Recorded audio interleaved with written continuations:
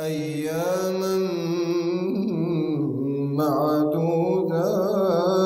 معدودات فمن كان منكم مريضا أو على سفر فعدة من أيام أخر وعلى الذين يطيقونه فدية طعام مسكين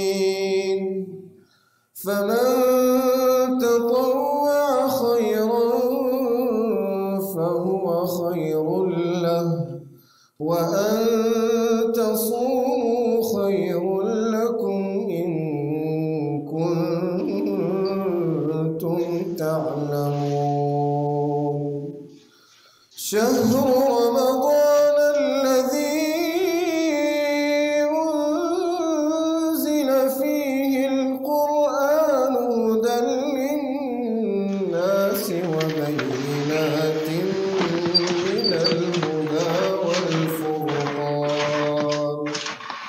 فمن شهد منكم الشهر فليصمه ومن كان مريضا أو على سفر فعدة من أيام أخر يريد الله بكم اليسر ولا يريد بكم العسر يريد الله بكم اليسر ولا يريد بكم العسر ولتكملوا العدة ولتكبروا الله على ما هداكم ولعلكم تشكرون وإذا سألك عبادي عني فإني قريب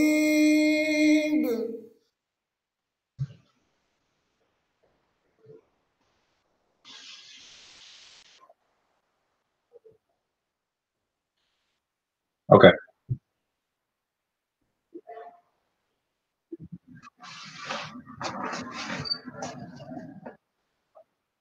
Go ahead.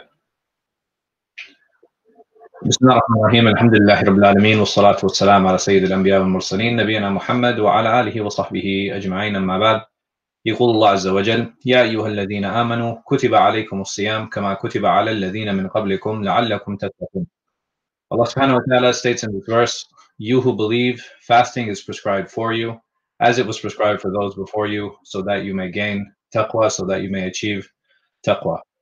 It is in this verse that Allah subhanahu wa ta'ala defines for us the goal of the upcoming fast, the goal of the upcoming Ramadan. And He, Azza wa Jal, He defines it so clearly here. And here He doesn't tell us that the goal in and of itself of Ramadan, He says the goal of fasting is to achieve and is to attain taqwa. So it's very important for us to understand what taqwa is. It's very important for us to understand what it is that we take away from the fasting and how it is that fasting is used as this vehicle, as the means of achieving this taqwa.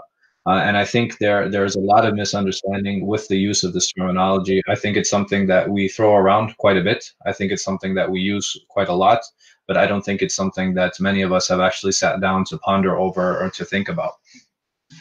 And the scholars have defined it in a number of ways. There's a linguistic meaning for taqwa, which actually means protection, right? So in order to protect oneself, you use it as a shield. This is what taqwa is.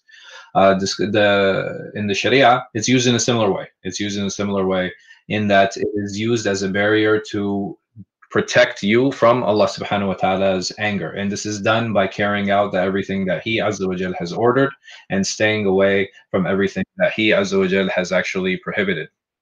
So there are a number of verses that actually mention this term taqwa, and I want to share them with you, and we want to talk about some of them, inshallah, before I get to the end of the conversation, which is basically the crux of the discussion, which is what we do during this Ramadan, or how can I utilize this Ramadan without the masjid. And this is a statement of Allah subhanahu wa ta'ala.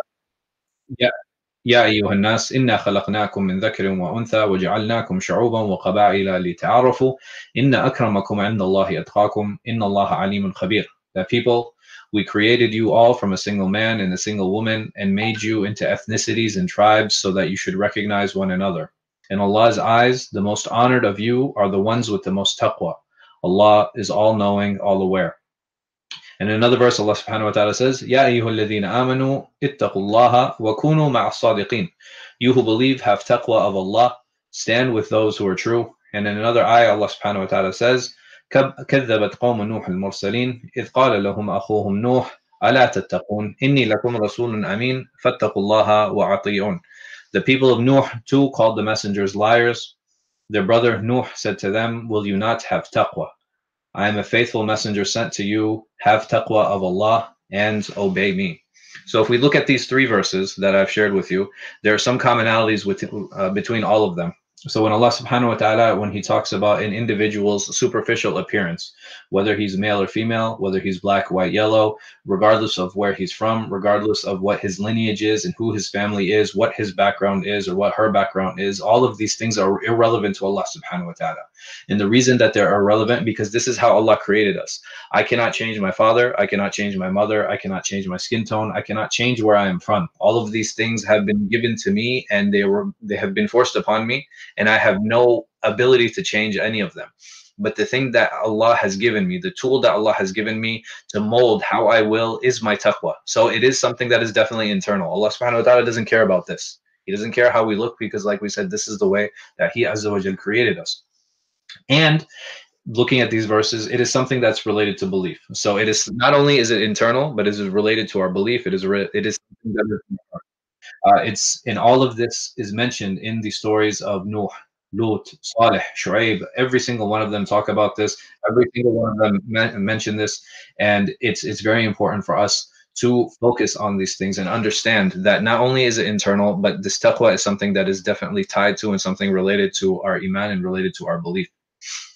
And there's another hadith of the Prophet Muhammad sallallahu alaihi wasallam where he actually relates on Allah, a hadith Qudsi, where it says that Allah says, and he quotes Allah subhanahu wa ta'ala. And this hadith is something that will help us define taqwa even further, where he sallallahu alaihi wasallam says about Allah subhanahu wa ta'ala, quoting him saying, Man aada li waliyan faqad aadhantu lahu bil harb. That whosoever shows enmity to a friend, to a wali of mine, then I have declared war against him. And then hadith goes on to say, وَمَا تَقَرَّبَ إِلَيَّ عَبْدِي بِشَيْءٍ أَحَبُّ إِلَيَّ مِمَّا افْتَرَضْتُ عَلَيْهِ وَمَا يَزَالُ عَبْدِي يَتَقَرَّبُ إِلَيَّ بِالنَّوَافِلِ حَتَّى أُحِبُّهُ. And my slave does not draw near to me with anything more loved to me than the religious duties I have obligated upon him. And my servant continues to draw near to me with nawafil, with extra deeds, until I love him. So over here, there are a few things that we need to take away, and there are a few elements that we can learn from this. That firstly, the wali, or how a wali is to be defined. And I remember one of my professors has said this to me, and it was a beautiful definition. He said the wali is a mu'min al-taqi, is the mu'min that shows taqwa, is the believer that shows taqwa. And the next part of the hadith, or the next statement of Allah subhanahu wa ta'ala, he talks about the things that are most beloved to him and the things that he has defined that are most beloved to him, the ones that if we fulfill, then we will learn Allah subhanahu wa ta'ala's love, and that those are the obligations. And what are the obligations? The obligations are the 5 pillars of Islam. As long as we fulfill these 5 pillars, then inshallah, bi'idhnillahi ta'ala, we have entered that circle of love of Allah subhanahu wa ta'ala. And if we want to draw nearer to him, Azza wa Jal, he has made that a path, that he has made that pathway available also. And that pathway is these nawafil, doing these extra deeds. So if an individual wants to pray, he prays his 5 daily prayers. And in addition to that, he should pray extra prayers, his sunan, and he should pray nawafil. If an individual is giving his zakat, alhamdulillah, it's very important that he give the zakat. And in addition to that, he can give sadaqah. This upcoming month of Ramadan, it is an obligation on us, and we have to fast every day of the month of Ramadan. But we can fast outside of Ramadan as well. Right, and even making Hajj, the last one. This one, I can make Hajra and I hit Hajj, and I can increase on that by making more Hajj, or I can increase on it by making more Umrahs. So Allah subhanahu wa ta'ala has made these obligations for us, and He's created ways for us to draw nearer to Him, Azza wa Jal. And the hadith goes on to say, وَإِن سَأَلَنِي لَأَعْطِيَنَّهُ وَلَإِنْ اسْتَعَاذَنِي لَأُعِيَذَنَّهُ وما تردت عن شيء أنا فاعل ترددي عن نفس المؤمن يكره الموت وأنا أكره مساءته. that, oh, I'm sorry, and the previous part of the hadith, he says, فَإِذَا أَحْبَبْتُهُ كُنْتُ سَمْعُهُ الَّذِي يَسْمَعُ بِهِ وَبَصَرُهُ الَّذِي يُبْصِرُ بِهِ وَيَدُهُ الَّتِي يَبْطِشُ بِهَا وَرِجْلُهُ الَّتِي يَمْشِي بِهَا. And when I love him, I am his hearing with which he hears, and his sight with which he sees, and his hand with which he strikes, and his foot with which he walks. And this is a beautiful summary and a beautiful summation of what taqwa actually is. So Allah subhanahu wa ta'ala says that this individual, he loves me to the point, and I love him to the point where I become his hearing with which he hears with, and his sight with which he sees with, and his hand with which he strikes with, and his foot with which he walks. Here Allah subhanahu wa ta'ala is presenting a metaphor to all of us, telling us that if we truly make ourselves aware of Allah subhanahu wa ta'ala, if we have true taqwa, if we have true love of him, every time we look at something, we'll remember Allah. Every time we listen to something, we'll remember Allah. Every time we raise our hands, we'll remember Allah. Every time we are walking towards something or walking away from something, we will remember Allah subhanahu wa ta'ala. And this is how Allah subhanahu wa ta'ala, he summarizes who the wali is. This is how he memorizes what taqwa is. And then the hadith goes on, which I had read before, saying, were he to ask me of something, I would surely give it to him. And were he to seek refuge from me, I would grant him refuge. And I am not more hesitant about doing anything except taking his life, because I know that the mu'min hates to die, and I hate to do that which he dislikes and hate to do that which he hates. And then we have another hadith that also helps us summarize this concept of taqwa, which is the most very famous hadith of Jibreel, where he asked the Prophet sallallahu alaihi wasallam about ihsan, and the Prophet sallallahu alaihi wasallam said, "An ta'budullaha ka'annaka tarahu, fa in lam takun tarahu fa innahu yarak." That the Prophet sallallahu alaihi wasallam said to Jibreel that ihsan is to worship Allah subhanahu wa ta'ala as if you see him, and if you cannot see him, then he surely sees you. Taking all of these verses, taking all of these hadith in mind, it becomes very clear to us what the picture of taqwa is, and that is having this constant awareness of Allah subhanahu wa ta'ala, that Allah envelops us with his knowledge, he is keeping an eye on us, he is constantly watching us, he is constantly listening to us. If every time we sat down with someone, we remembered Allah. If every time we shook someone's hand, we remembered Allah. If every time we spoke to our children, or spoke to our wives, or our wives spoke to their husbands, or we spoke to our parents, or as parents we spoke to our children, just taking that metaphorical step back in remembering, why is it that I'm doing this thing? This is taqwa. This is taqwa, remembering Allah subhanahu wa ta'ala before any one of these individual actions, before any of these interactions, before we're selling something, before we're buying something. Remembering Allah subhanahu wa ta'ala, because this religion is something that is very internal, right? It is very internal. It is from the heart up. It is not from an authority down. Anything I do, I will be personally accountable for it. And anything I do, regardless of the fatwa that I receive, regardless of the policies that I hear, regardless of the laws that are passed, I will always have my individual taqwa and my individual relationship with Allah subhanahu wa ta'ala. And it's very important that we become the people of taqwa. It's very important that we utilize this upcoming month to gain that taqwa. So it's interesting in how Allah subhanahu wa ta'ala utilizes the sawm. He uses the fast as a vehicle to attain taqwa. And why is that? Because if we look at what fasting actually entails, we're preventing ourselves from eating, we're preventing ourselves from drinking, we're preventing ourselves from being intimate with our spouses. And if we look at all of these things individually, these are things that are normally halal. So Allah subhanahu wa ta'ala wants us to keep that constant reminder of staying away from these halal things, so that we learn that we remember that we're staying away from these things because Allah told us. And the same way, when the month ends, the only thing that's left that we're prevented from doing are the things that he prohibited, right? So he prohibited these three things during the month, and he's allowed these three things outside of the month. So outside of the month, we still have prohibitions, but all of these are allowed back in our lives. That constant. So Allah subhanahu wa ta'ala wants us to utilize these three things, because Allah doesn't care about us starving, right? Allah, he doesn't need food, he doesn't need drink. And even if we eat and drink to the point that we're gluttonous and we become obese, and we don't care what we eat, this changes nothing from Allah's mulk, right? It changes nothing from Allah subhanahu wa ta'ala's his ownership and what he owns. It's not even a drop in the ocean of what he Azza wa Jal has and what he owns. We're not taking away from Allah's sovereignty. He doesn't need for us to starve ourselves. He doesn't need us to die from thirst. He Azza wa Jal wants us to be muttaqi, and he's giving us an opportunity to do that. This upcoming month is that training regimen. This upcoming month is that workshop. This upcoming month is that opportunity. And I ask Allah subhanahu wa ta'ala to allow us to reach that upcoming month, this month of Ramadan, and to give us barakah in this blessed month of Sha'ban.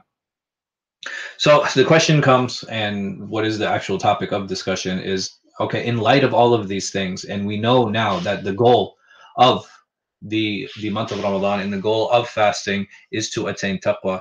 There are certain things that we can't do, right? There are certain things that we've been denied from doing, and it's important for us to understand, okay, how do I give, are there reasonable alternatives to the masjid? Because the masjid for many of us is very central.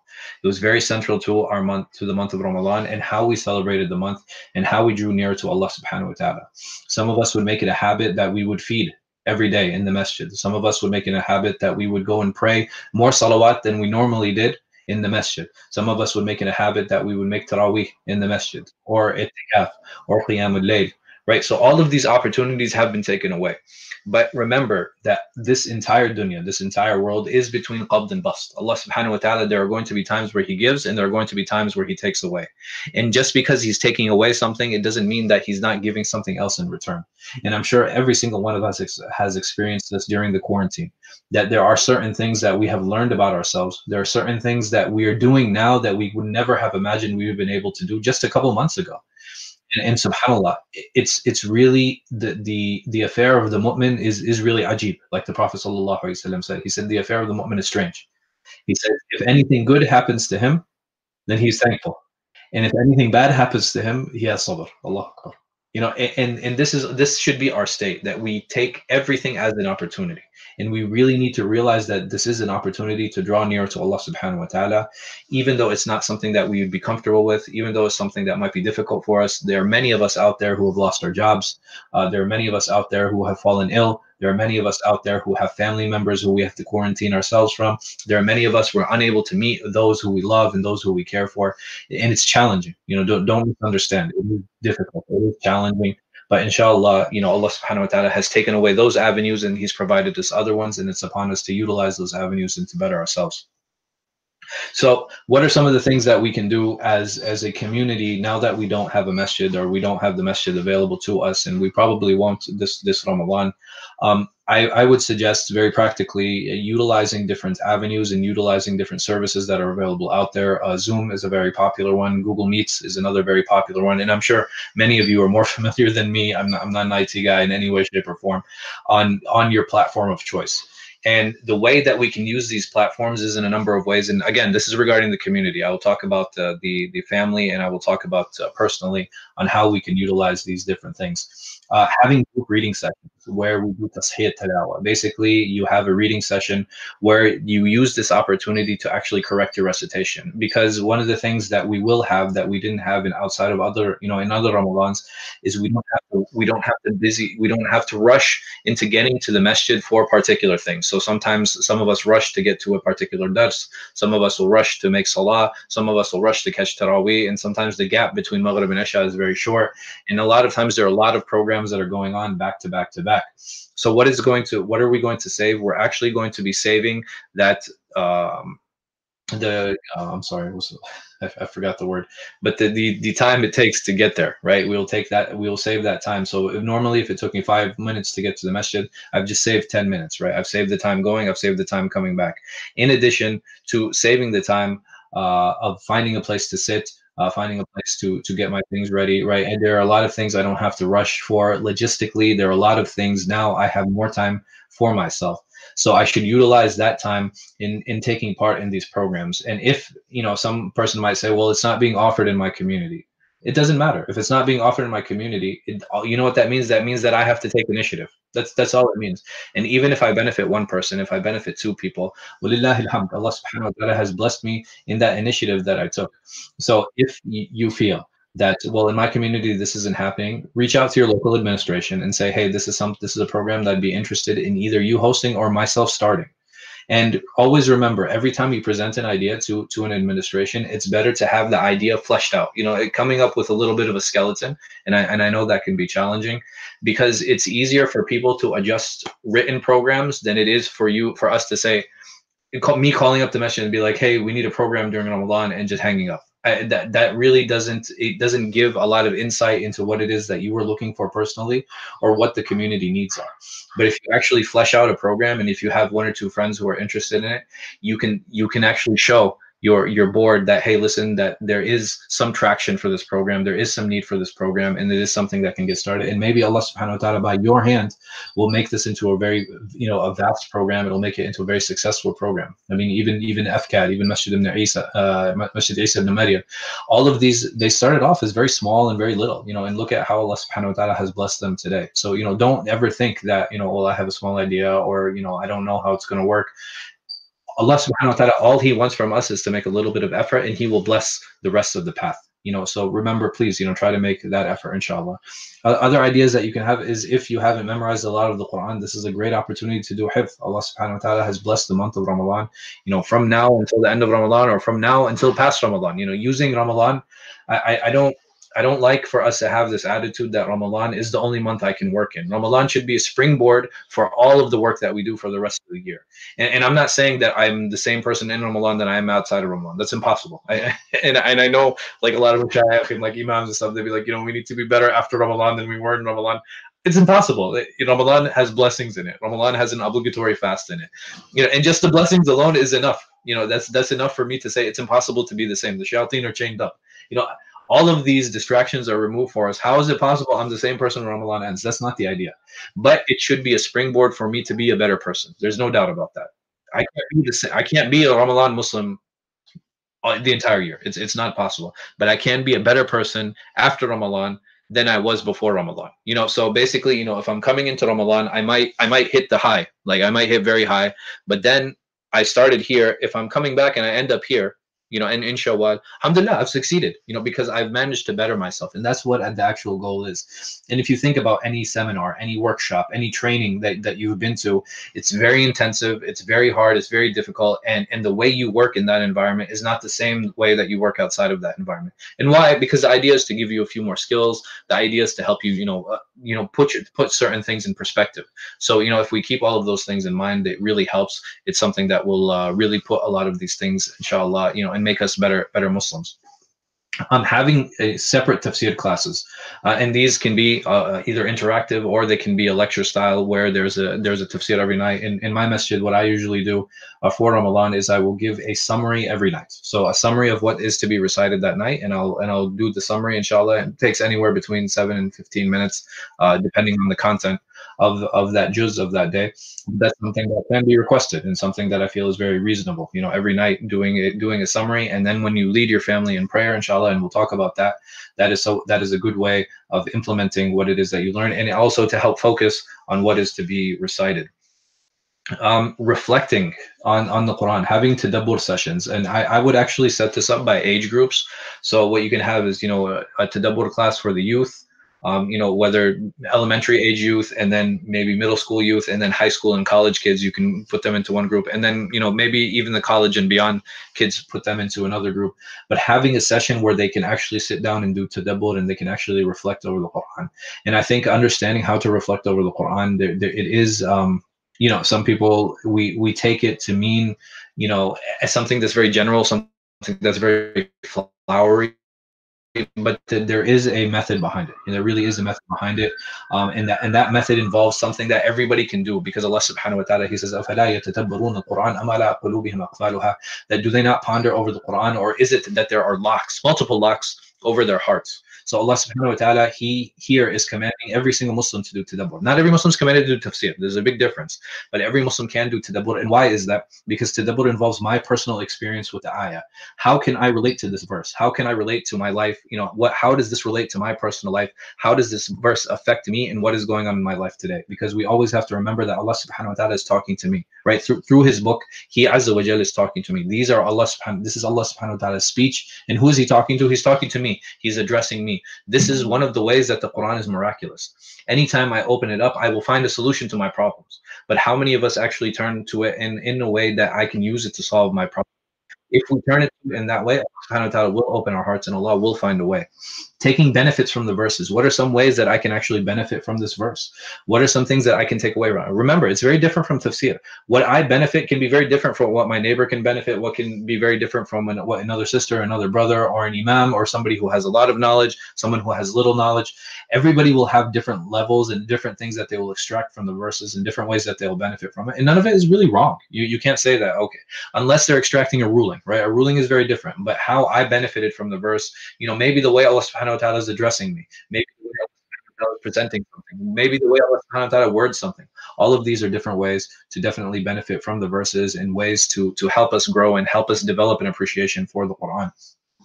Something that a lot of people don't really talk about. How did I feel when I read the verse? And I know sometimes this has come off a little bit awkward, but how does this verse make me feel? Does it make me feel scared? Does it make me feel happy? Does it make me feel hopeful? Does it make me feel upset? Do I get a sense of depression when I read particular verses? All of these are part of the experience. And all of these are definitely open for discussion. And one of the reasons I mentioned that is because it allows us to actually openly talk about our feelings. And this is something that unfortunately many of us, especially from immigrant communities, we have trouble doing.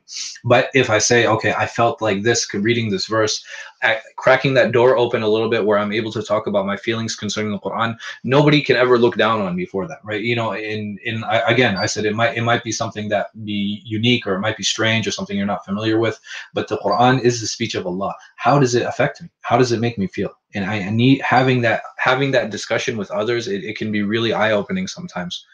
And just miscellaneous Islamic classes, whatever the science is, whatever the discussion is, or even general classes, take advantage of the month, take advantage of the time, and take advantage of these platforms. I know many of them are offering free services, because of the pandemic, and if it's free, take advantage of it. There's no reason not to. And for those of us who are more social, so I understand that this is, people who are social, but they're willing to forego the personal interaction. There are still a lot of volunteer opportunities out there. There are a number of food pantries. There are a number of distribution centers. There are a number of places that still need human resources, and they still need help. Obviously, follow guidelines. Do your own risk assessment. Some of you are in contact with elderly. Some of you are not.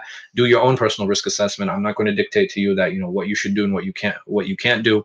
But make sure you follow the appropriate health guidelines in getting involved in whatever it is. But these places definitely do need help, and they need all of our help, because people need food. People need water, drinks. People need water. People need hygiene products. A lot of things that we don't even think about. And alhamdulillah, there are a lot of organizations that are out there from them, like Islamic Relief, Helping Hand.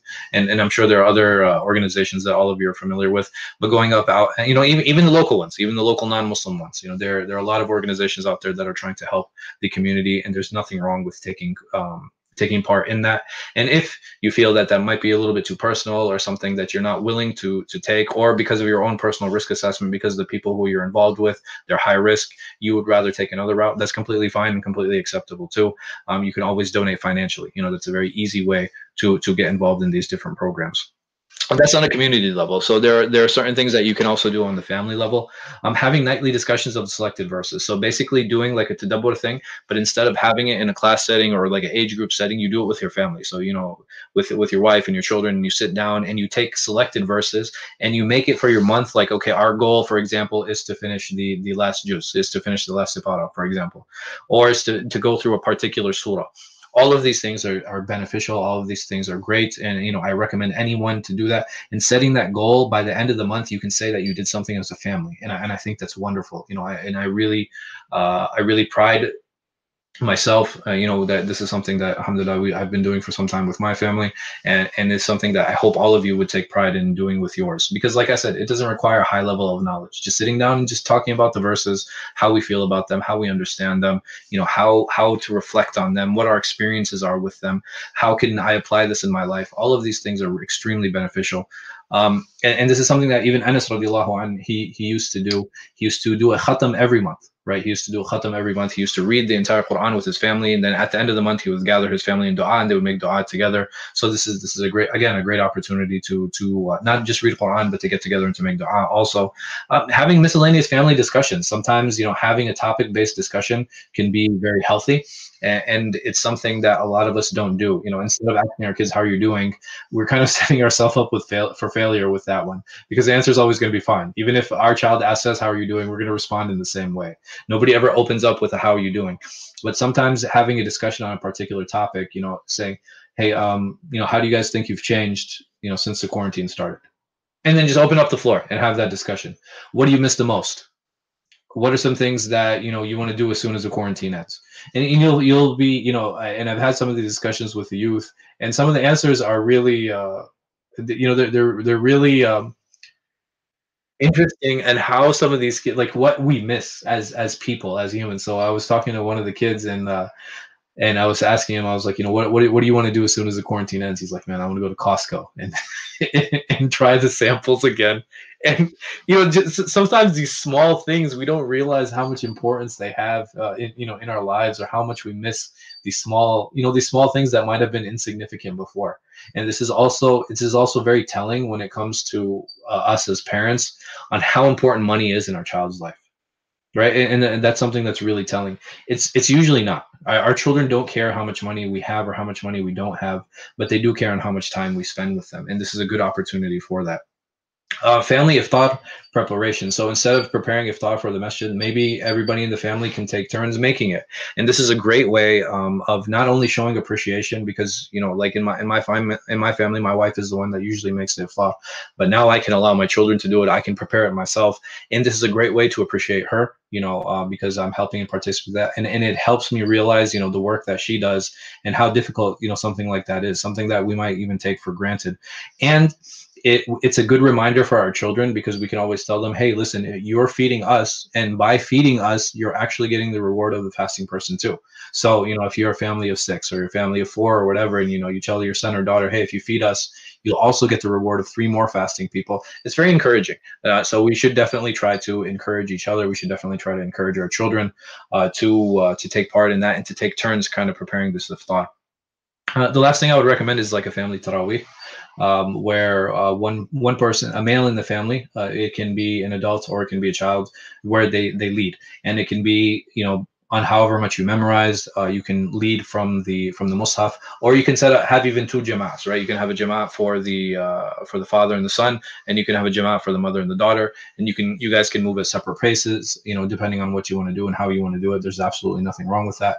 The Isha prayer, only adult males can lead, right? So if there's an adult male in the house, he's the only one that is able to lead. You cannot have children leading the obligatory prayer. There is some discussion, there's some khilaf on the issue, but if there is a male adult present, then he is the one that should be leading Salatul Isha.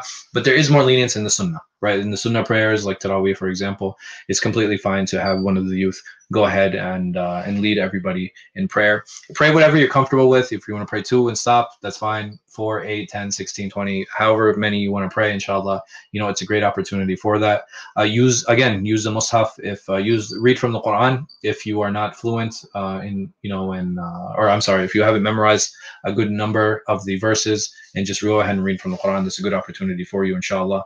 And also keep in mind that the prayer in the home is actually more rewarding. Right, so praying in the home is actually more rewarding than going and praying in the masjid, except for somebody who wouldn't pray at all. Right, so that's the only exception. But by praying at home, this is actually more rewarding, and this is from the Sunnah of the Prophet sallallahu alaihi wasallam. So the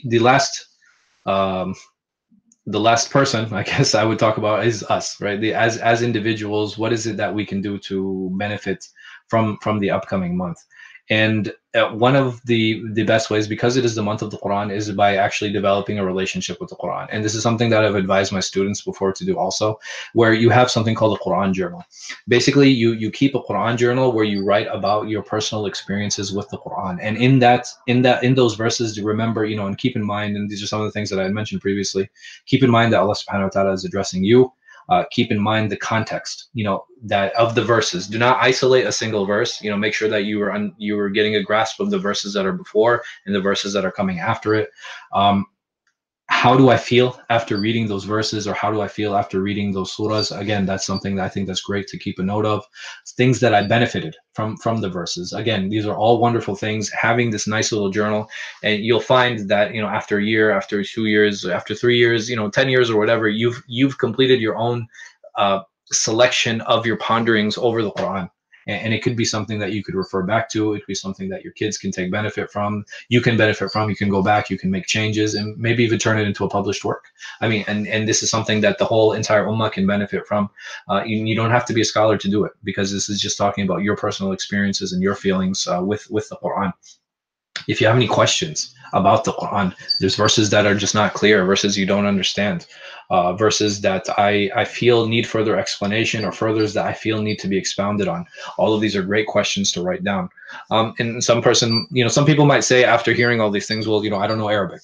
I'm not fluent in Arabic. I don't know Arabic. What do I do? Well, it's not an issue. This isn't a problem at all. Use a translation. Very, very simply. The idea is to ponder over what you understand, right? That's the goal. Allah subhanahu wa ta'ala has presented his book. You have people, Jazakumullah khair, may Allah reward them, who have come with a way of making it digestible and incomprehensible and understandable to all of us.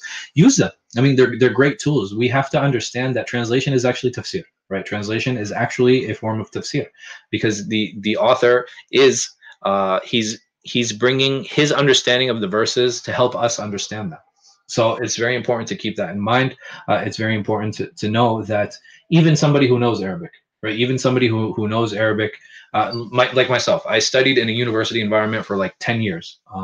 And I still need a translation. And those translations are called books of tafsir, right? That's basically what tafsir is. It's books to help me understand the Quran. And that's what a translation is, right? It's a book to help me understand the Quran. And if someone says, okay, well, I do know Arabic, well, that's great. If you do know Arabic, you can still use those same levels. You can still use those same methods that I mentioned. But in addition, now that you have a list of questions, you actually have a reference point where you can go back to and get answers to some of those questions in these books of tafsir. The second part is, and this is related to our relationship with the Quran, is our relationship with Allah subhanahu wa ta'ala. And this is something that's extremely important. This is again, this is the goal, and even developing a relationship with the Quran is a means to developing a relationship with Allah subhanahu wa ta'ala. And this is something that, I was trying to be a little creative with this, because I'm sure all of you have heard, okay, well, you have an opportunity to pray more, and you can make more dhikr, and you can make more dua, and you can read more Quran, and you can, spend more time with yourself and do all these things. You can go out, you can volunteer. I was trying to think of something like, okay, well, we know all those things, right? We know all those things. I don't want to rehash all of those things to you. I would like to take some of these concepts and introduce them in a new way, if that makes sense. I would say that take a combination of all of these things and define a number. Like, I want to pray this number of rak'ah every day. I'm going to make this amount of salat every day. I'm going to make sure that I make this dua in the morning. I'm going to make sure I make this dua in the evening, and develop a regiment. I think that's very important, Islamically and as individuals. If I develop a regiment, then I can actually gauge that against my personal progress. So if I develop a regiment where I'm praying a certain amount of sunan, I'm making a certain number of adhkar, and I'm making a certain number of dua, I'm reading a certain amount of Quran, and I'm doing this every day from a particular time, or the time that I have that's available to me, or I'm spending this time by myself. I tell my family, like, hey, listen, I need this 10 minutes. Right, I need this 5 minutes. I just need you guys to be quiet, or I don't not even need to be quiet. Please don't disturb me. I'm going to go into my room and sit down. And during that time, I want to sit down with one verse, or I want to sit down with one dua, and I want to ponder over the meaning of that dua. I want to ponder over the meaning of that dhikr. Right, there are a number of things that I can do. There are a number of things that I can do. And then what I want to do is, after I've developed that schedule, and after I followed that schedule, after a week, or after a couple weeks, I want to gauge my relationships with other people. Has my relationship with my wife, my husband, my son, my daughter, my parents, has it improved at all in any way? After following this regiment, has my relationship improved with any of these individuals? If the answer is no, then I need to look back at my regiment, and I need to start making adjustments. What is it that, how did I feel after the regiment was completed? Did I feel a sense of accomplishment? Did I feel closer to Allah subhanahu wa ta'ala? Did I make sure to ponder everything it was that I was saying? The istighfar that I was doing, did I really ponder over the meaning of what istighfar was? What I benefited from it? How did I feel after I was done and completed istighfar? Right? So all of these things, they should have an effect.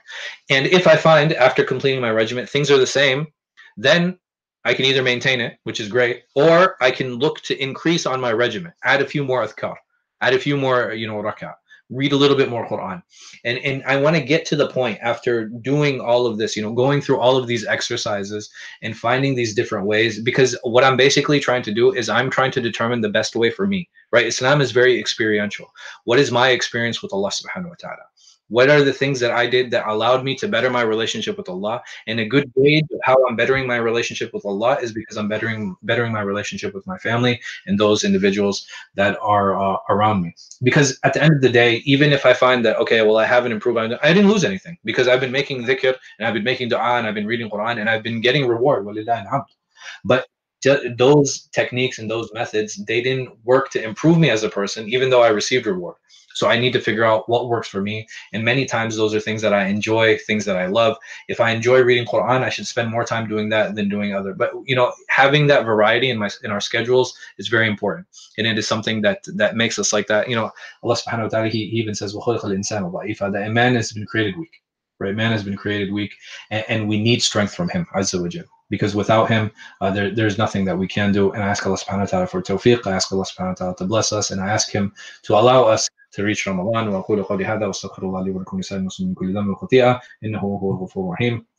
get to some of the questions.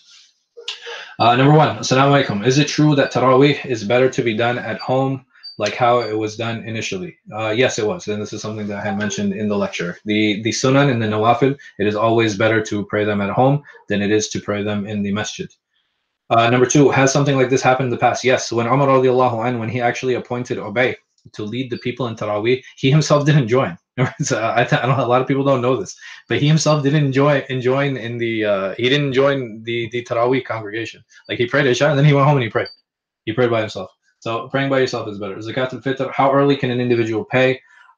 So the issue with understanding on how early Zakat al-Fitr can be paid, it can be paid, and a lot of scholars have extended it through the entirety of Ramadan. Once Ramadan starts, you can pay it, but it cannot be distributed until a day or two before Eid. So this is very important. I can pay it at any point, but it cannot be distributed until a day or two before Eid. I used to cry when listening to the Quran, not anymore. How can I get that feeling again? Well, look back and figure out what it is that was causing you to cry when you were getting that feeling. Was it a particular reciter? Because sometimes, a person's voice, it doesn't affect our hearts. So going back and trying to find that reciter that it really affects me, going back and reading different, if I'm not Arab, then going back and reading different translations. There are a number of websites, there are a number of PDFs, there are a number of books and translations out there. Some people say, okay, well, this is the one you need and this is the one you need. No, the one you need is the one that you click with. That's the one you need. I'm going to give you, that's my honest opinion. The one that you feel most comfortable reading, that is the one that you should be reading. Because if the Quran, if the translation is difficult for me to read, I'm not going to spend time with it. Very simply. I need to spend time with a translation that I trust. I need to spend time with a translation that I understand, and the translation that clicks with me, and a translation that I feel for. So maybe that's a way of doing that, inshallah. Number 6, can you share your personal plan this Ramadan? My personal plan this Ramadan, I will be giving a nightly summary, inshallah, where I go over one juz or one sipara every day, and inshallah I'll be recording that and we'll be putting that up on our Masjid website. I'm probably going to have a tadabbur session with my family where we go over a verse or a sets of verses, and then I will probably be leading some of the prayer, some of the Taraweeh prayer, and then I will ask my sons to lead maybe 2 rak'ah each. They're still relatively young, but I just want to encourage them, and even if the rak'ahs are short, and it's a good way to prepare them when they get a little bit older, inshallah. I might even have my daughters lead each other in front of me just so I can see how they're praying. Their sunan, and get them involved. I'll probably, I know 2 of my kids, they enjoy cooking, but two of them, they don't. So I'm going to try to get everybody involved, inshallah, in the iftar preparation. Other than that, other than encouraging them to fast and other things, in general, that's my plan. The last 10 nights, I will probably have an interactive tafsir class. Later on in the nights, at the time normally that we would have after Taraweeh. So inshallah, I ask Allah subhanahu wa ta'ala for tawfiq, and see how that goes. Number 7, I'm having problems in getting my kids to pray at home since they used to go to Taraweeh before. Can you share some tips? Yeah, sit down and talk to them. Ask them what the problem is. Ask them what the issue is on, why they're having problems with praying. Why is it? Why do they find it difficult going to the masjid? So I had asked my kids this one time. They were having problems going to the masjid. We used to live when I was in Mecca. And what happened was that my kids, they weren't going to the masjid. So I said, hey, what happened? It turns out that the route that they were taking, there was a kid who was a bully. they were having problems going to the masjid. So I said, okay, listen, there was another masjid that was about the same distance in a different direction. So I said, hey, well, what do you guys think about going and praying there? And alhamdulillah, that's what they did, and they started alternating masjids, just to avoid that kid, or they would go with me, and alhamdulillah, eventually they grew out of it. And I try to instill in them this sense of character that, hey, listen, you don't let anyone bully you. But it's very important for us to figure out what the problem is. Just telling them, like, hey, you need to go to the masjid. Allah wants you to go to the masjid. The Prophet ﷺ commands us to go to the masjid. That's not going to be good enough for some kids who actually have real barriers of going to the masjid. So we have to determine what that barrier is, because we as parents, we need to facilitate things. We need to make things easier for our kids. We don't want just to add difficulty to them, because if we're constantly pushing them and pressuring them all the time, we have to realize that we're not going to be here one day. We're all going to die, and when I die, who's going to be there to tell my child to pray? We want that personal sense of character, that personal sense of Islam to develop within them, and that can only be done if we cause them to love prayer just like we love prayer.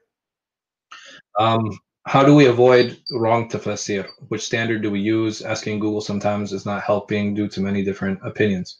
Avoiding wrong tafsir is an easy way of doing that is when if you're opening up a tafsir, if you're reading something and something sounds awkward, right? Something sounds off to you, right? It doesn't necessarily mean that it's wrong, but as soon as you feel there's a red flag, right? As soon as you feel there's a red flag, write it down. Write it down, and then what you want to do is you want to go to your local person of knowledge, whoever that might be. It might be your local imam. And even if your local imam doesn't know, he can still direct you to somebody who does, right? Alhamdulillah, we're in an era where getting hold of people who have knowledge is very easy. It's not very difficult. I get emails and messages all the time, and I'm sure there are a number of scholars in your area, who you can email or message, or even people who you feel have knowledge, because those people might be connected to other people who they can, they can get the answer from. I didn't specialize in tafsir; it's not my specialty, but I know where to direct people, or at least I know who to ask if I want clarification for certain ayat. So getting hold of again, the first thing is a personal red flag. When you feel something like, man, that doesn't sound right, because it's possible that something was mistranslated, or it's possible that I as a reader misunderstood it. So it's very important, to get that context. Write it down and just send the question to whoever you feel would be qualified. And if you start seeing series of red flags, so one red flag every 20 pages, every 30 pages, or whatever, to me that's normal, right? Because none of us is perfect. We all make mistakes some way, some shape, somehow. There's going to be no book is perfect except the book of Allah. But there can be problems in understandings. There can be problems in other things. But like I said, you use your own judgment. Try to be wise when you read certain things.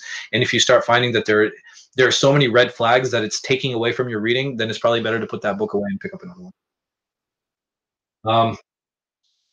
Has something like this happened in the past? Now, the closest thing I can the pandemics have happened in the past. Even in when Umar radiallahu anh, even during his khilafah in Medina, like in Medina, there was one.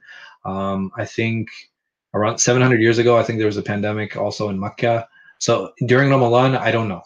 During Ramadan specifically, wallahu alam, I don't know. There were floods that were recorded in the past where people didn't go pray Jummah because the flood happened as such that the entire town was flooded and people couldn't pray. The Shafis have actually written on that extensively, but I can't think of a similar situation to this. I think this one is without precedent, and Allah knows best. Which one is better, 11 or 23 in Taraweeh? The one that will bring you closer to Allah subhanahu wa ta'ala. The Prophet sallallahu alaihi wasallam, he did not stipulate a particular number. He didn't pray 8 and said, hey, you can only pray 8. You can pray as many as you like. He sallallahu alaihi wasallam said, "Salat al-layl mathna mathna." He said the prayer of the night, it consists of 2 sets of rak'ah, two rak'ah per unit, meaning that you pray 2 rak'ah as many as you like. It is only recorded on him that he sallallahu alaihi wasallam prayed up until he prayed 8, and then he would pray 3 witr. Is virtual tarawih allowed? Virtual tarawih is not allowed. You may sit, you may listen, you may benefit. You can do all of that, but physical presence is a condition to the prayer. Physical presence is a condition to the prayer, whether it is an obligatory prayer, whether it is a fard prayer, or whether it is a sunnah prayer. In physical presence, I understand that sometimes you can stretch that a little bit. Sometimes it can be across the street, but it does not go beyond that. It does not go beyond that. I cannot be sitting like 5 miles away or 3 miles away or even 2 miles away or even a mile away from the masjid, unless there's a continuity of lines, but I don't think there's any masjid that big in the US.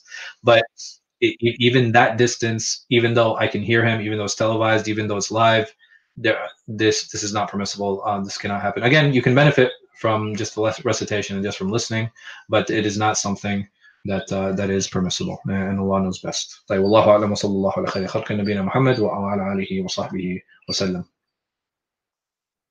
We have any more questions, Adi, or that's it?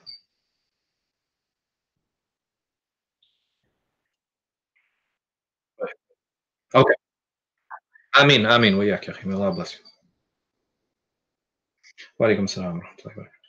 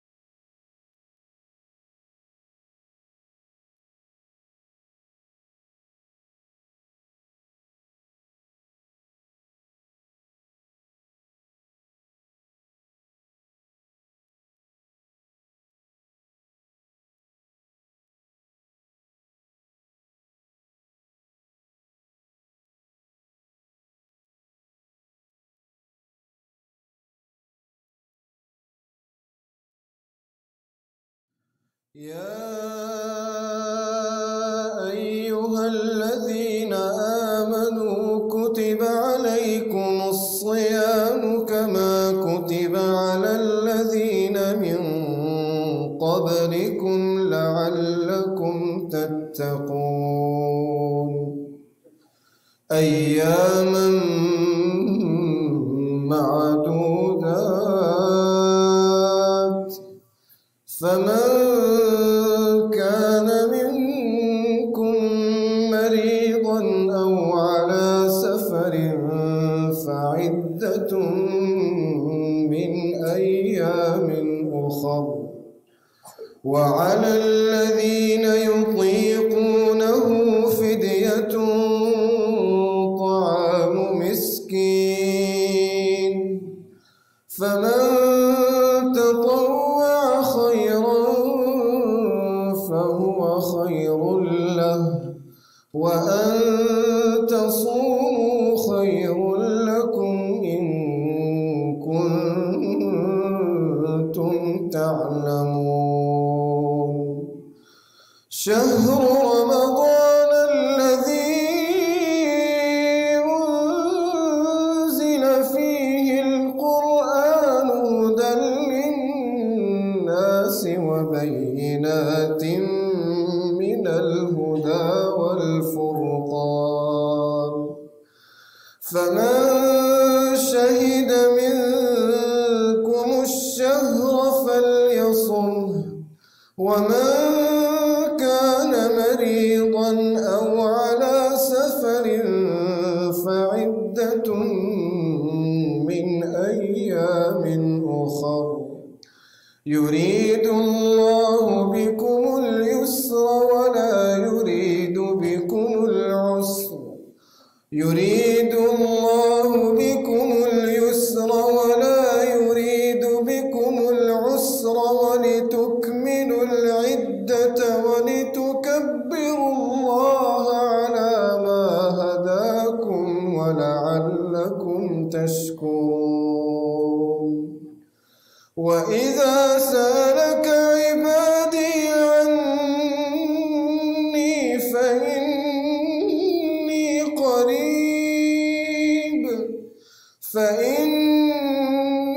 قريب أجيب دعوة الداعي إذا دعان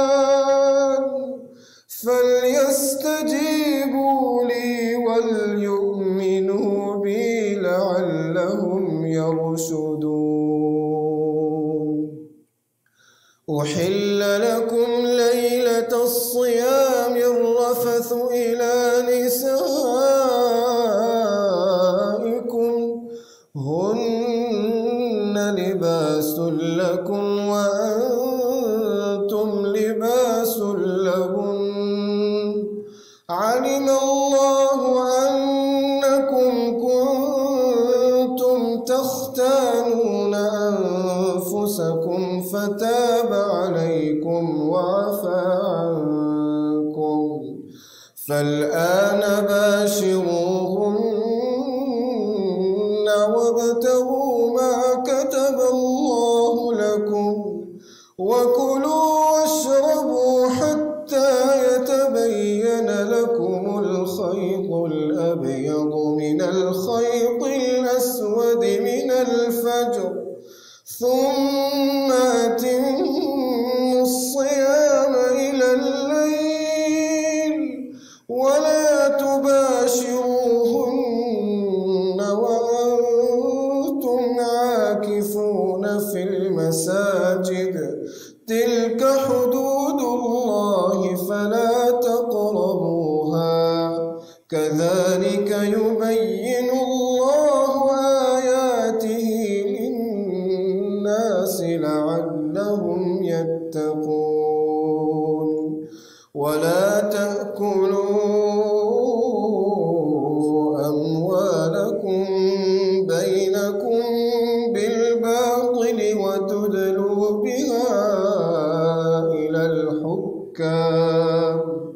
وتدلوا بها إلى الحكام لتأكلوا فريقا من أموال الناس بالإثم وأنتم تعلمون.